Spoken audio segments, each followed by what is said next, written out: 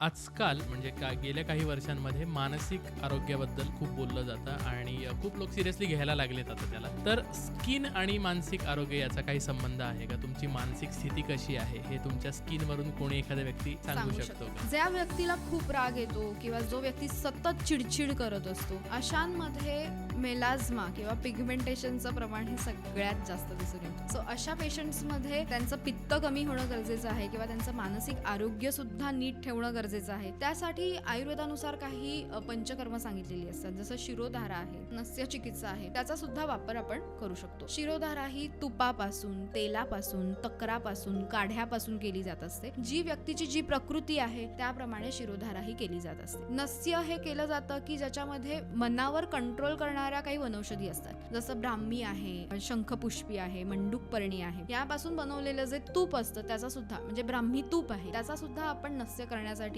वापर करू शकतो की ज्याने आपलं मानसिक आरोग्य नीट राहण्यासाठी सुद्धा आपल्याला मदत होत असते.